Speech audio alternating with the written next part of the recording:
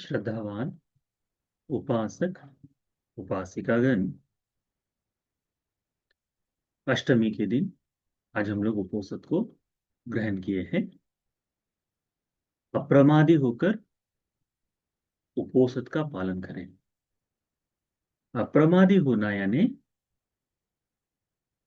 आलस्य को त्याग कर, जिस ध्येय को लेकर, जिस हेतु के वश हम भगवान बुद्ध जी की शरण में गए, उपासक या उपासिका बनने का प्रयास जो कर रहे हैं, उसकी पूर्णता के लिए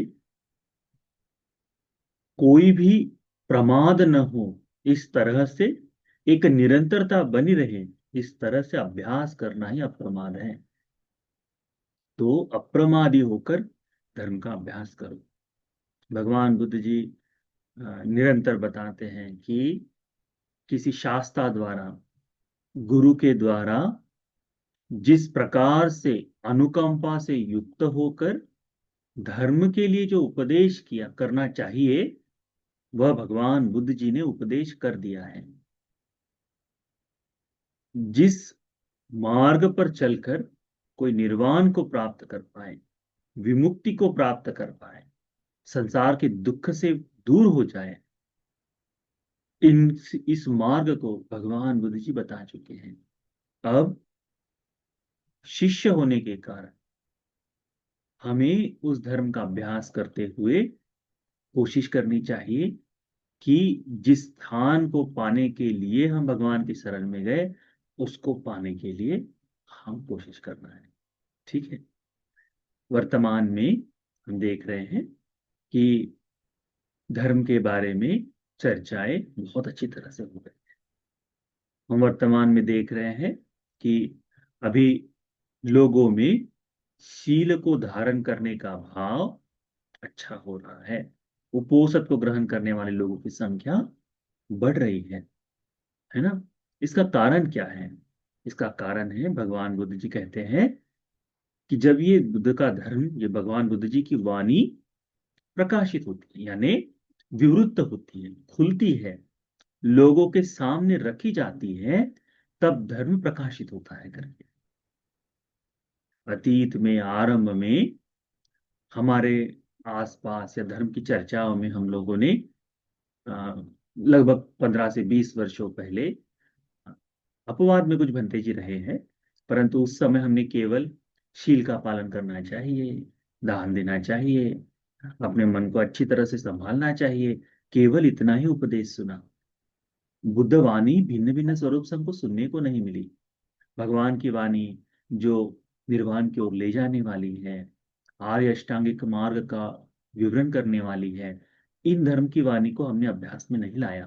परंतु अभी पिछले कुछ वर्षों से यह सातत्य से हो रहा है। धर्म का बड़ा सुंदर विस्तार हर तरह से हो रहा है, जिस कारण से बुद्ध का धर्म और मजबूत होते हुए हम देख सकते हैं।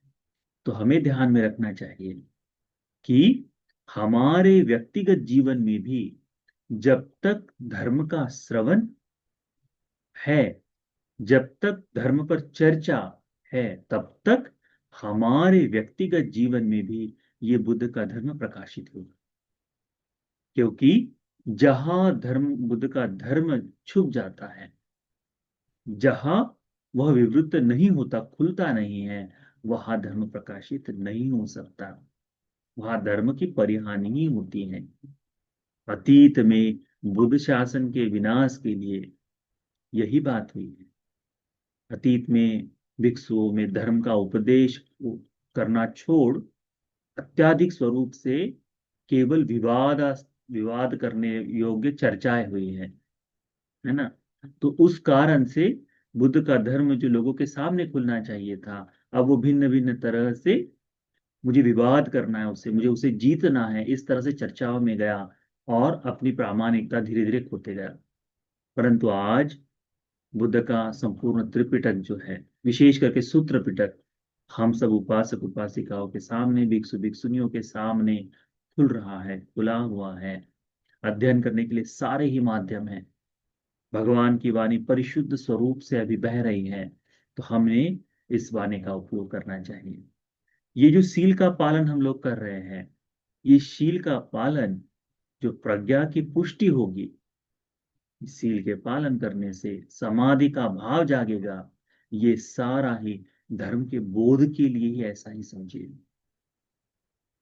किया हुआ दान व्यर्थ नहीं जाता, उसी प्रकार से किए हुए शील का पालन व्यर्थ नहीं जाता।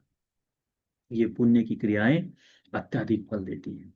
भगवान बुद्ध जी ने कहा है कि यदि कोई अल्पमात्र दान देता है तो भी वह पुण्य का संचय करता है ना।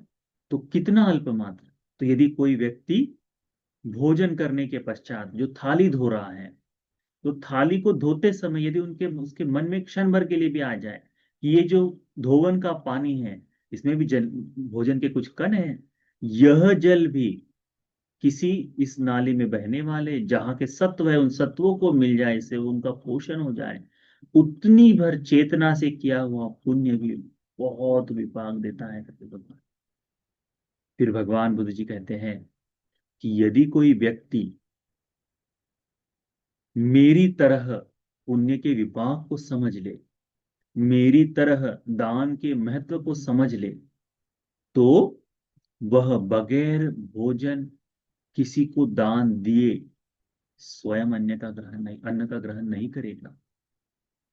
इसीलिए हम लोग देखते हैं कि अनेक कथाओं में, धम्मपद की हो या जातकों की हो या फिर सूत्रों के उपदेश में भी कई जगह ऐसा वर्णन मिलता है कि उस समय के जो उपासक उपासिकाएं थे, भोजन करने से पहले दरवाजे के दोनों तरफ देख लेते थे कि कोई याचक भोजन के लिए आ रहा है या नहीं।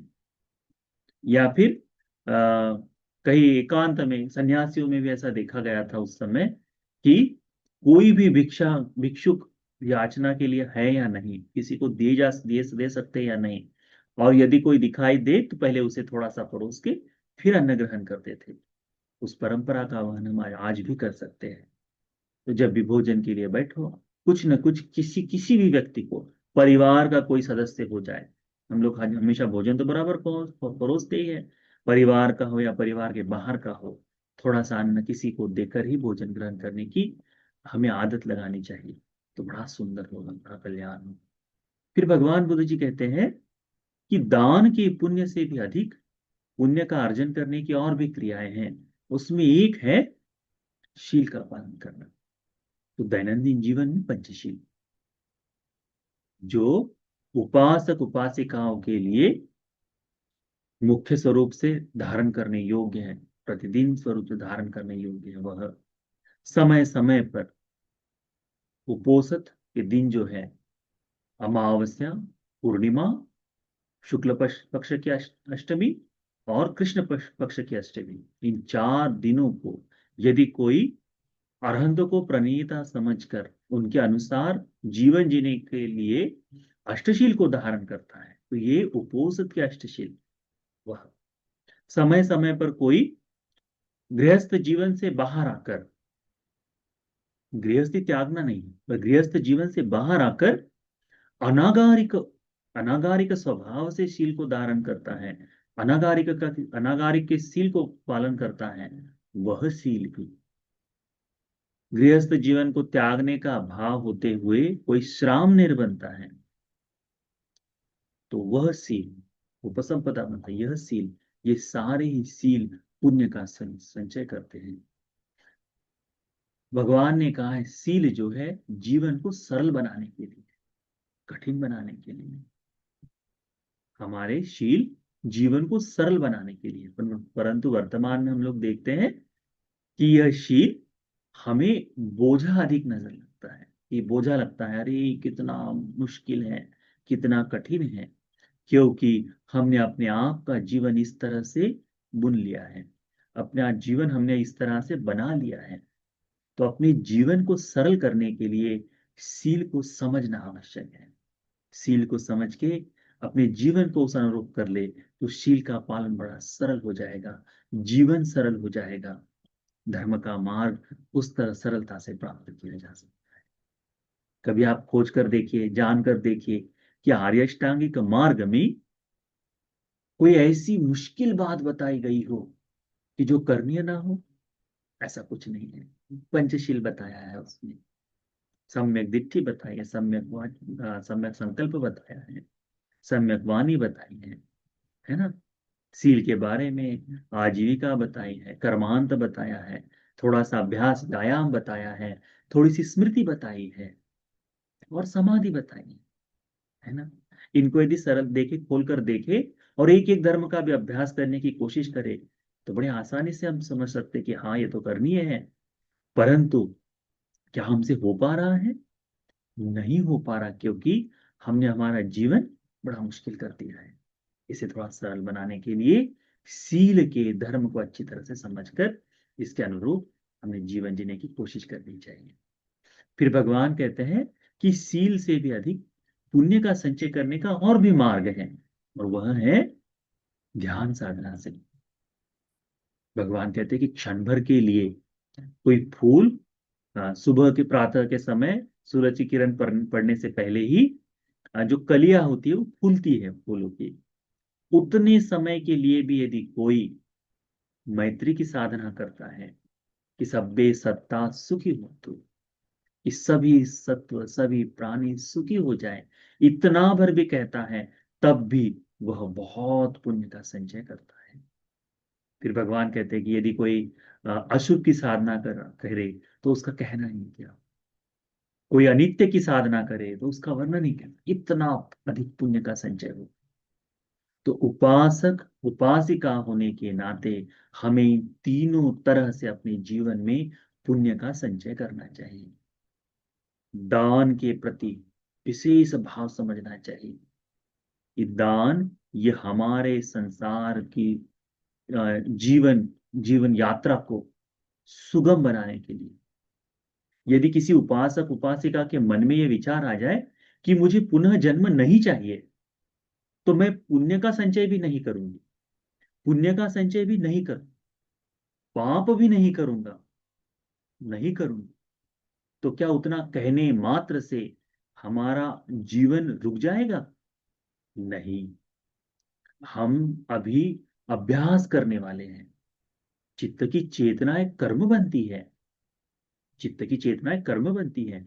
तो जितना जितना कुशल का विचार जागे, वह भी कुशल कर्म है। जितना जितना अकुशल जागे, वह अकुशल कर्म है।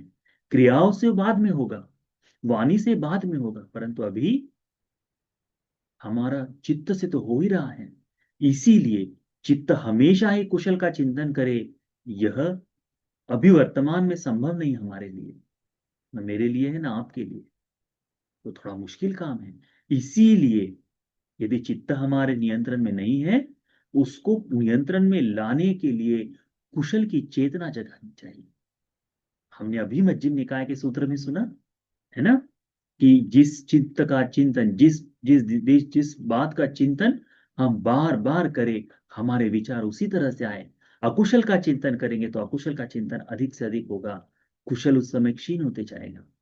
परंतु यदि कुशल का चिंतन अधिक से अधिक करे, तो हमारे अकुशल क्षीण हो जाएंगे। तो कुशल का चिंतन करना क्या है? पुण्य का संचय ही तो है। इसीलिए पुण्य का संचय जितना हो सके उतना करें, क्योंकि यही पुण्य का संचय मुक्ति के लाभ में भी आएगा। तो दान से पुण्य का संचय करें, शील से पुण्य का संचय करें, ध्यान साधना से पुण्य का संचय करें, और अपना यह जीवन भगवान बुद्ध जी के कहे हुए अनुसार, भगवान बुद्ध जी के धर्म के अनुसार व्यतीत करने का प्रयास करें।